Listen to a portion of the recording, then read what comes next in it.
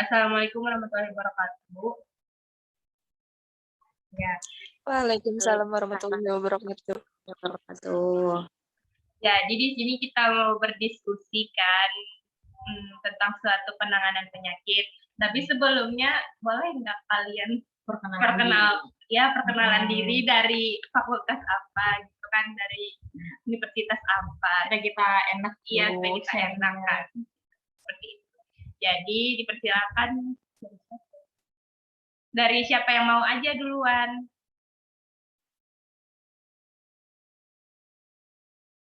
Baik, izin masuk, Kak. Iya, silakan. Oke, mungkin bisa dari Lucy duluan. Sebelumnya, perkenalkan, nama saya Lucy Alninda, asal dari Universitas Lambung Mangkurat. Salam kenal semuanya, terima kasih. Iya, terima kasih, Lucy. Silakan, Kak.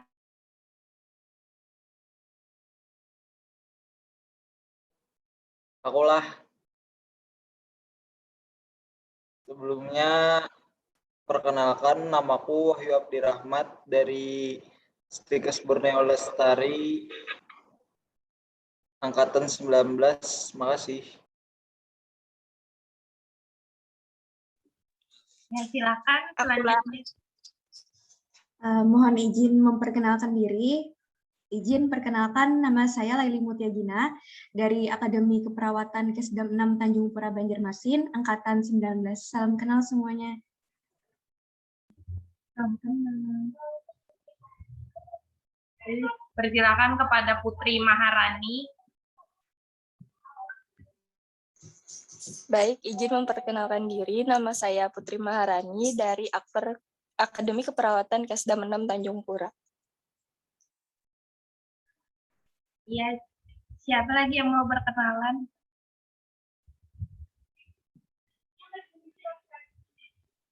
Oh, tidak ada. Jadi cuma dari narasumber nggak jawab. Oh ya, mau.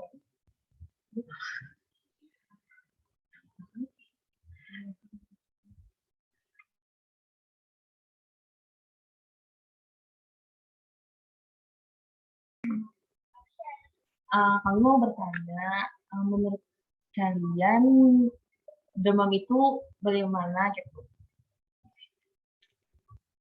Menurut pendapat Iya, menurut pendapat kalian ya, tentang demam itu kayak apa? Tentang demam itu seperti apa? Kayak Izin boleh menjawab? boleh. Silakan. Mohon izin sebelumnya untuk semuanya. Jadi menurut saya demam itu secara singkat aja, secara patologisnya aja, suatu virus misalkan masuk ke dalam tubuh. Jadi virusnya itu bereplika di dalam tubuh, seperti COVID misalkan. Virus tersebut bereplika dalam tubuh, kemudian tubuh ini mengenali virus ini tuh apa sebenarnya. Jadi karena tubuh itu sudah mengerti ini bukan anggota dari tubuh, maka virus ini akan dimakan oleh sel darah putih. Jadi sel darah putih akan mengenali bahwa ini bukan anggota dari badan tubuh kita. Jadi sel darah putih akan memakan virus tersebut. Jadi kalau misalkan sel darah putih tidak sanggup untuk memakan virus tersebut, akhirnya sel darah putih akan bunuh diri atau berpecah. Akhirnya keluarlah yang namanya zat-zat peradangan. Nah, zat-zat peradangan ini akhirnya akan mendoktrin tubuh kita. Otak akan mendoktrin, oh ini bahaya, ini virusnya masuk. Jadi akan suhu tubuh kita akan naik di atas normal. Kan normalnya in teori ya. Kalau in teori kan normal suhu tubuh rata-rata orang itu kan 36,5 sampai 37,5 itu in teori. Kalau di lapangan 37,5 itu sudah masuk yang namanya fase demam. Jadi karena sel darah putih ini tidak bisa mengenali, tidak bisa memakan yang namanya virus ini, akhirnya sel darah putih itu bunuh diri. Jadi yang dalam tubuh kita tuh ada yang namanya inti atau core, inti tubuh. Jadi kalau misalkan kita saturasi pasien di jari, biasanya kan saturasi oksigen pasien di jari. Biasanya kalau kita demam itu kan tangan dingin, kaki dingin. Itu karena terjadinya pengecilan pembuluh darah yang akhirnya panas itu ditransfer ke core inti tubuh kita itu. Jadi kalau misalkan kita ukur saturasi, orang demam tangan dingin, itu biasanya saturasinya akan di bawah 90%. Karena oksigen yang dalam darah tadi tersuplai ke dalam inti tubuh kita sendiri. Mungkin itu dulu dari saya, mohon izin semuanya. Ya, terima kasih. Menurut yang lain, bagaimana? Baik, izin menjawab, Kak. Ya, silakan. Oke, kalau menurut saya sendiri secara singkatnya, untuk demam itu merupakan peningkatan suhu tubuh di atas suhu tubuh normal yang menandakan adanya respon tubuh terhadap suatu penyakit. Mungkin cukup, Kak. Terima kasih. Terima kasih kembali.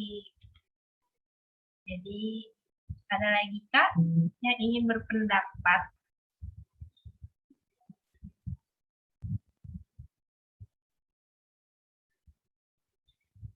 Mohon izin sebelumnya, kalau menurutku demam itu kondisi meningkatnya suhu tubuh hingga lebih dari 38 derajat Celcius. Demam itu menandakan adanya penyakit atau kondisi lain di dalam tubuh. Demam itu umumnya terjadi sebagai reaksi dari sistem imun dalam melawan infeksi virus, bakteri, jamur, atau parasit penyebab penyakit. Terus beberapa penyakit yang misalkan, tunggu, berpikir dulu. Mohon maaf sebelumnya, meskipun kadang mengkhawatirkan, sebagai besar demam disebabkan oleh infeksi virus akan sembuh dengan sendirinya. Biasanya obat demam itu paracetamol, yang kita kenal paracetamol, ibuprofen, pokoknya yang memiliki efek penurun panas. Terima kasih.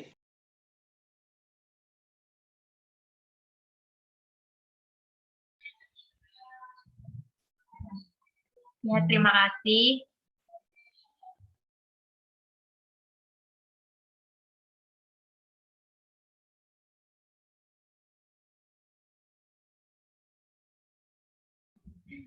Kalau dari Muhammad Raja Novan atau Rizkyana Ulfa atau Putri Maharani, bagaimana? Ada pendapatkah? Ada sharing gitu ya. Kalau dari aku cukup.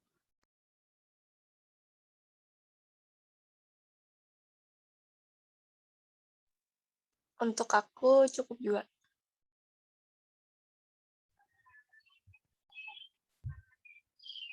Ya, selanjutnya penanganan demam menurut kalian itu Bagaimana gitu? Penanganannya bagaimana? Ya. Baiknya gimana gitu? dan penanganan dan pencegahan. Izin boleh menjawab? Ya, silakan. Izin menjawab, untuk penata laksanaannya sendiri kan demam itu seperti yang kita tahu, untuk penata laksanaan itu ada farmakologis dan non farmakologis. Untuk farmakologisnya sendiri biasanya untuk demam biasa akan disarankan paracetamol atau panadol. Itu dua obat yang paling utama yang biasanya disarankan oleh pihak rumah sakit. Namun karena kita menangani pasien itu case by case ya, tidak bisa semua pasien kita generalisir atau kita kapitalisir lalu kita indikatorkan sebagai, oh pasien ini pakai obat panadol pasti bakalan sembuh. Ya bisa. Jadi sebelumnya kita kaji dulu pasiennya itu ada alergi obat kah? Atau misal ada riwayat penyakit masa lalunya apakah? Jadi misalkan ada sesuatu terjadi kepada pasien, ini tidak men-trigger dari obat itu tersebut. Misalkan panadol, paracetamol. Jadi sebenarnya untuk penata laksanaan, kita itu menangani pasien case by case tadi. Nggak bisa kita samaratakan semua pasien untuk penanganan tersebut, karena kan kita punya literatur tersendiri, kita punya skala, kita punya jurnal, skala penelitian skala besar yang namanya tuh WHO, Badan Organisasi Kesehatan Dunia yang besar. Pedoman kita sebenarnya di situ. Namun itu in teori ya, kalau di lapangan kan akan beda sendiri penata laksananya seperti apa. Itu untuk farmakologisnya. Kalau untuk non farmakologis itu misalkan orang demam, itu kan ada yang namanya sekarang pertolongan pertama pada demam, misalkan demam pada anak. oh anak ini kita ukur suhu tubuhnya. Suhu tubuh, gimana sih cara kita mengukur suhu tubuh? Jadi kita pegangnya nggak boleh di dahi aja, pegangnya itu di leher, di mana pembuluh darah utama itu terletak. Jadi untuk penanganan demam, untuk non-farmakologis, kita kompres itu nggak bisa di dahi.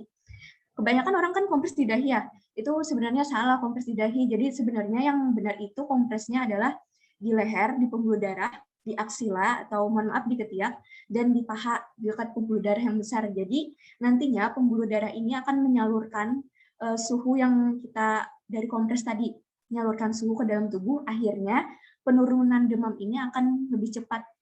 Jadi gitu. Jadi kebanyakan orang-orang kan di dahi kompresnya, jadi sebenarnya itu salah. Jadi mungkin itu saja dari saya. Terima kasih.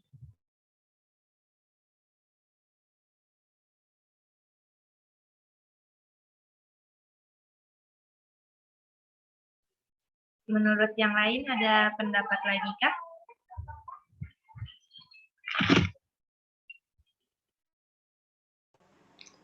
Baik, Kak, izin masuk dan izin menjawab.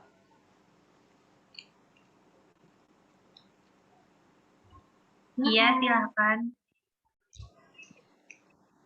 Baik, izin menjawab. Untuk pengobatannya sendiri, alhamdulillah sudah sangat terjawab dari Kak Laili Mutia Gina tadi ya. Baik itu dengan kompres maupun dengan obat-obatan, terus juga mungkin bisa tinggal di ruangan yang berudara sejuk, terus juga bisa dengan memperbanyak minum air hangat juga. Terus untuk pencegahannya sendiri mungkin bisa dengan menjaga pola hidup sehat, menjaga kebersihan juga gitu. Pola makan yang teratur, istirahat teratur, kayak gitu. Mungkin cukup dari saya, Kak. Terima kasih. Terima kasih kembali. Siapa lagi? Izin jawab, menambahkan untuk non-farmakologisnya bisa memakai pakaian tipis pada saat demam tersebut. Terima kasih.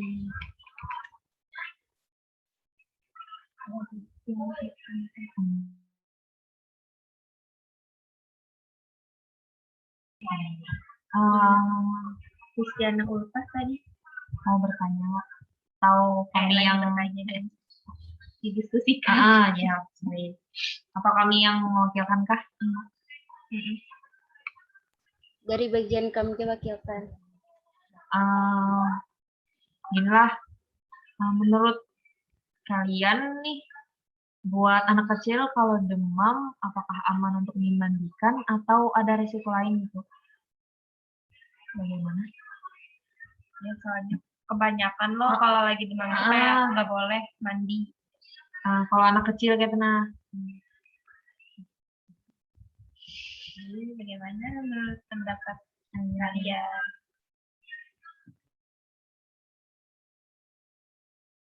Izin masuk, Kak. Sebelumnya izin memastikan untuk pertanyaannya tadi, anak kecil dalam rentan usia berapa ya, Kak? Mungkin. Ya, bagaimana Kristiana Ulfa? Anak bayi gitu nah. Balita. Baik, izin menjawab, Kak. Ini kan menurut pendapat saya juga ya. Kalau menurut pendapat saya sendiri, boleh tidaknya untuk dimandikan, itu boleh-boleh saja. Tinggal diatur suhu air untuk air yang digunakan untuk memandikan balita tersebut gitu. Biar nggak terlalu dingin juga gitu. Kalau misalkan dibiarkan nggak mandi juga bakal berakibat kayak jadi kotor kayak gitu kan gitu. Nah malah mempermudah virus lain untuk hinggap di tubuhnya. Kalau emang nggak dimandikan kan biasanya bisa tuh dilap-lap kayak gitu, dibasah-basahin gitu aja. Mungkin cukup dari saya, Kak. Terima kasih. Ya, terima kasih banyak. Izin menambahkan. Iya, boleh. Mohon izin sebelumnya, kan tadi itu pasien, kita anggap pasien ya, pasiennya anak kecil. Jadi untuk mandi sendiri, untuk demam, itu benar tadi kata Lucy tadi, kita atur yang namanya tuh suhu dalam air.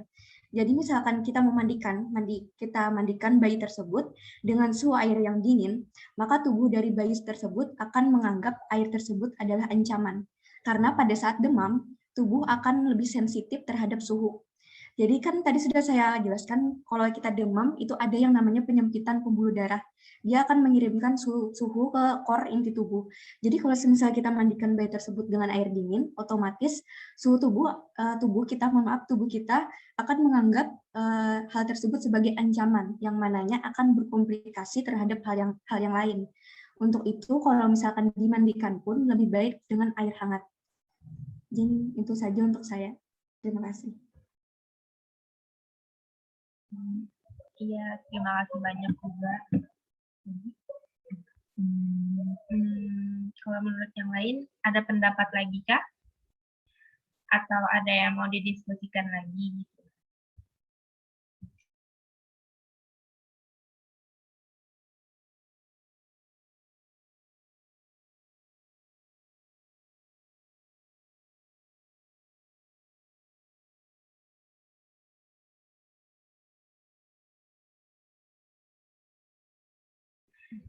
Ya, bagaimana Ristiana Upah tadi?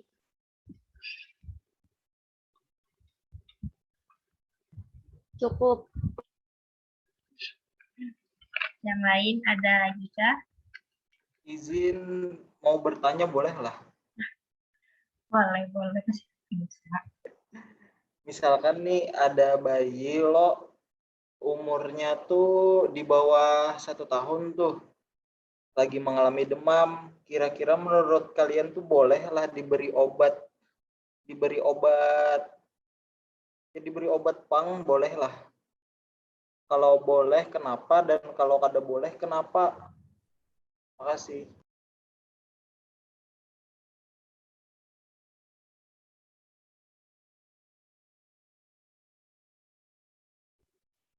Ada yang mau menjawab kah?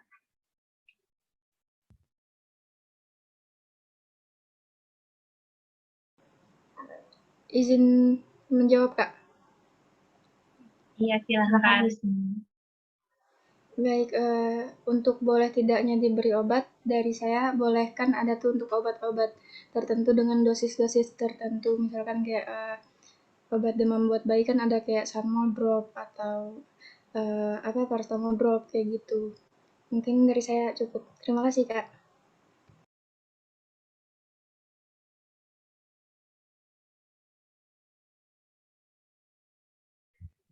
Iya, ada tanggapan lain, ada tanggapan yang lain lagi kah?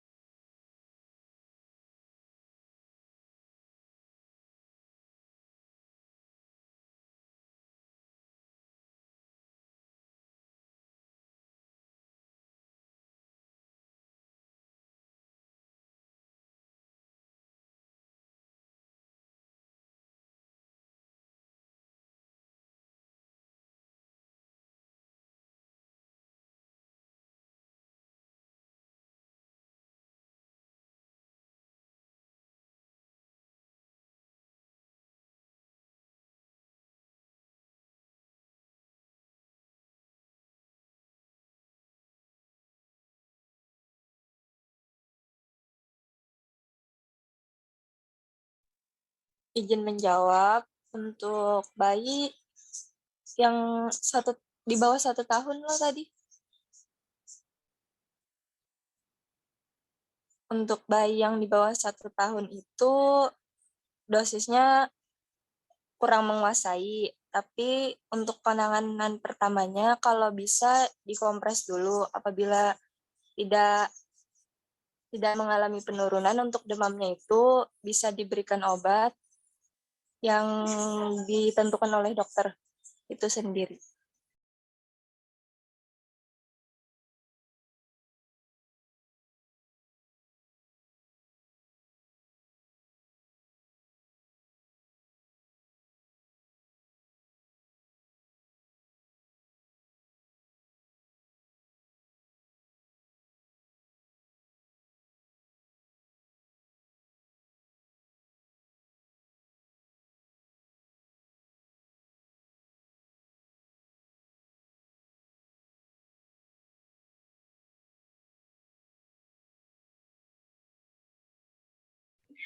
Ya, terima kasih kepada Terima dan yang lain yang memberikan tanggapan. Jadi bagaimana menurut Wahyu?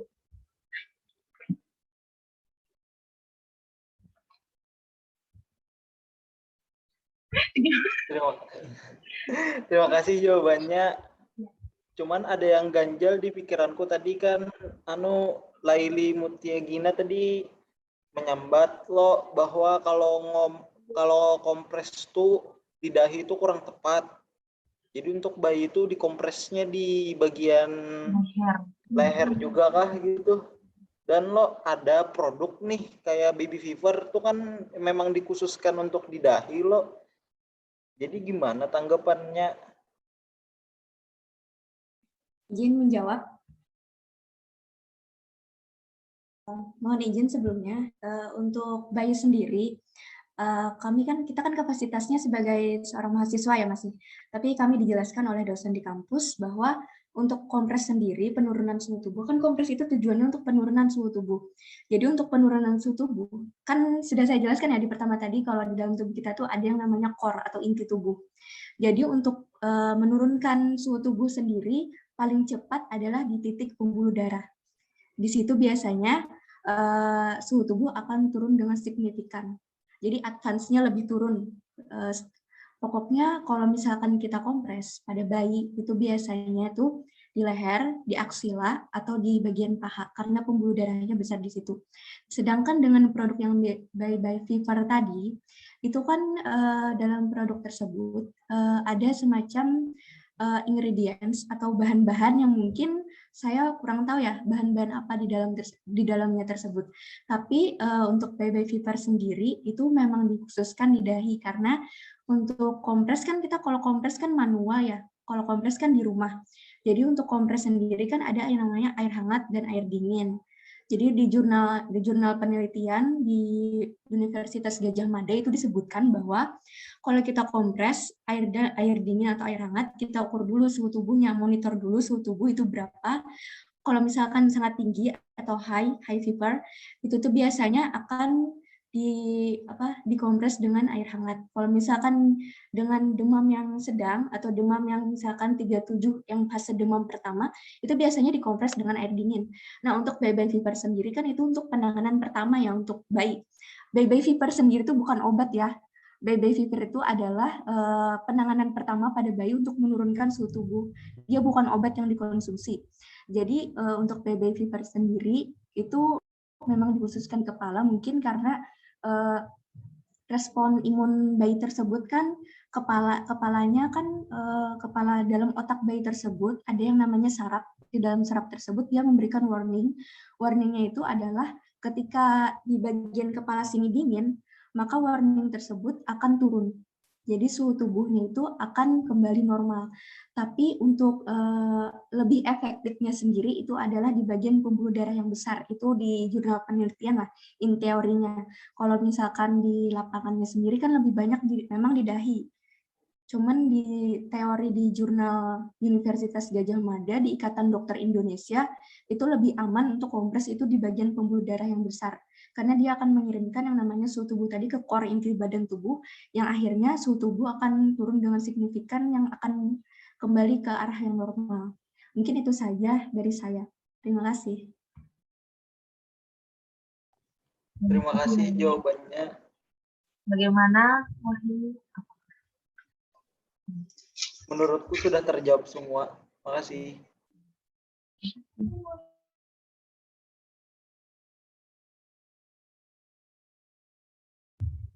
Sudah tidak ada yang ingin dipertanyakan lagi ya, atau didiskusikan.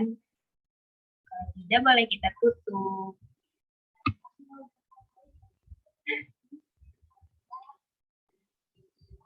Ya,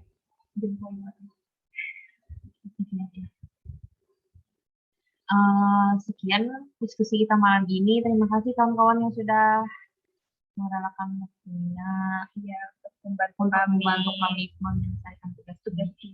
Maaf kalau banyak kekurangan dari kami dan kekurangan pengetahuan kami. Ya, terima kasih banyak semuanya ya. Kami tutuplah. Terima kasih, kasih. Laili, Wahyu, Putri Marani, Ya, Lucy. dan Terima kasih banyak. semuanya. Ya, Siap. Assalamualaikum. Masalah. Siap, Kami tutup. Kami tutuplah. Assalamualaikum warahmatullahi wabarakatuh. Terima kasih. Waalaikumsalam warahmatullahi wabarakatuh. Terima kasih, guys. Warahmatullahi wabarakatuh.